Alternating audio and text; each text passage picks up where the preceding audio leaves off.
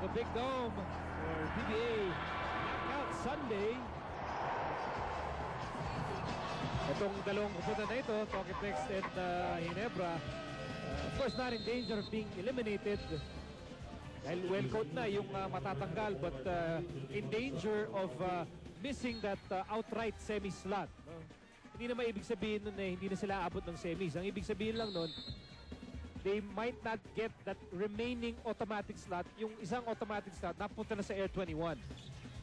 The format goes to two teams advance outright to the semifinals. The next three go to the quarterfinals, and then the next four will have to slug it out in the wild card.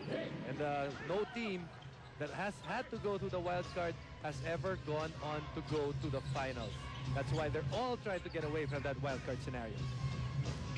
Lumalabas kasi para suntok sa buwan eh. Pag nakapasok ka sa wild card, it really is mission impossible to not just make it to the finals, but to even try and win the championship. Samantala, si Alapag ay nabunggo ni Crisano. That was pretty clear. That's pretty obvious. The guy trying to draw the charge is Alex Crisano, 6'8", about 200 plus pounds, and the other guy trying to drive the lane is Jimmy Alapag. Talagang natitinag ito si Jimmy Alapag.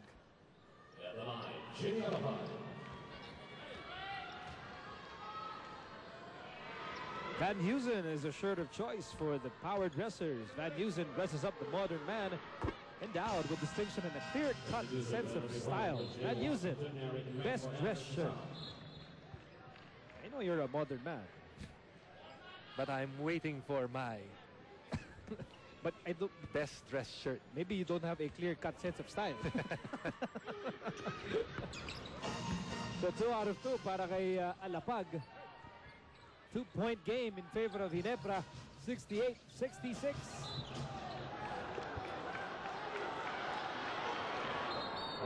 You know, Terence Leather sat out quite early dito sa ating third quarter. Barangay Ginebra has not been able to take full advantage of the loss of Terence Leather for Togetex in the last couple of minutes. Here's Alapag. Cardona, top of the key. Cardona inside. 8 points para kay Cardona off the bench. And Kagiwa running over Cardona. Oh, and referee Tronji Aldaba calling a blocking foul. Actually, si referee Boy Cruz was about to call an offensive foul, but Tronji Aldaba saying that it was a blocking foul on Cardona and the basket counts. Let's take a look at this one. Mac Cardona trying to take advantage of Togetex before they set up their defense. And right there, he gets a three-point play opportunity. Pangsagot kaagad dun sa pantumabla itong Togetex. Now that's what Ginebra has done. Every time Togetex has tied or gotten close, meron silang sagot. Dahil itong Togetex, last time sila nakatikim ng kalamangan all the way back in the first quarter at 3 points to 2. Here's Ali Peak. Phone pass down by 3. Under 2 minutes to go in the third quarter. Ritualo's back on the floor. And Yancy De Ocampo yanks one. Labanan for the rebound. Napunta sa Ginebra. And Kagiwa is all alone. The Togetex forced to have more guys try to get that rebound dahil nga wala yung import nila. And Barangay Ginebra taking advantage of that. They have gotten a lot of fast break points ever since pumasok to si Mark Kagiwa. A minute and 19 to go in the third quarter. At lamang ng 5 ang Ginebra, 73-68. And Helterbrand setting the offense here. And Helterbrand bounce pass. Alexander will score. What's that? The first basket of Chris Alexander. Nang nawala ito si Terence Leather. All you have to do is set him up. He has the height advantage. Somehow Cardona made the most out of what seemed like an impossible situation. He was looking for a teammate. Wala siyang makita. Tapos biglang nawala yung depensa dito. Patience paid off. Duty Valenzuela, just too overeager. You still have to keep your body between the ball, the man, and the ring. Got caught playing the passing lane too much. Cardona unable to sink the bonus free throw. 5 ang abante ng Ginebra, 75-70. Time winding down in the third period. Here's Helterbrand. Helterbrand has been setting up teammates all night. Para sa Ginebra, 8 to shoot. Kagiwa against Ritualo. Kagiwa to Tubin, open shot. With time winding down.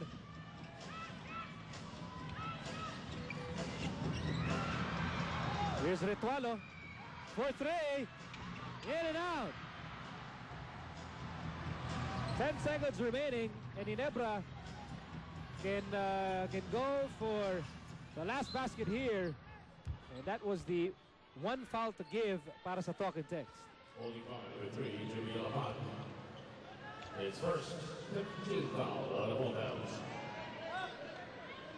Might not seem much, but it may be big kung makascore dito ang Barangay Ginebra, because if they score, all of a sudden it's a 3-possession ball game coming into the fourth quarter. Helterbrand fires, overshoots at dyan magtatapos ang third quarter of play. After 3 periods, lamang ng 5 ang Ginebra, 75-70 against the talk and text phone piles. Both teams still eyeing possibly an automatic spot in the semifinal round. We'll be back with more reaction. Fourth quarter coming right up. Tatlo na lang ang naiwan, pero meron uling bagong isasalang. Masungkit na kaya ni Rhea ng kanyang kauna-unahang corona? Masustain naman kaya ni Carly ng kanyang hot and fiery feat from last week?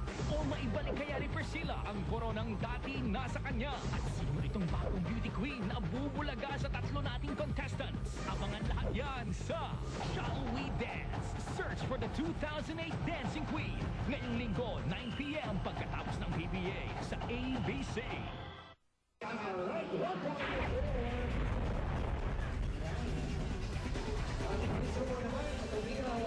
Kami po ay nagagalak na makasalo kayong lahat ngayong ng gabi. Knockout Sunday here in the PBA.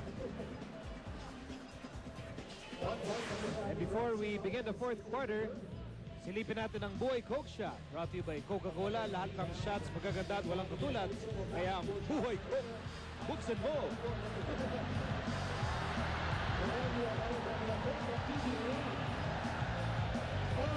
Of course, all the winning shots that you're seeing in this game, seen through the eagle eyes of Direk Dong Kapinpuyan, our game director for the night, who's celebrating his birthday today. So happy birthday to the one, the only Direk Dong. Happy birthday. And he's a very, very happy man because alam mo naman si Direk Dong, ano yan eh, biggest Manny Pacquiao fan. One of the millions celebrating Manny Pacquiao's victory earlier today. At ako, masaya rin ako dahil siya lang ang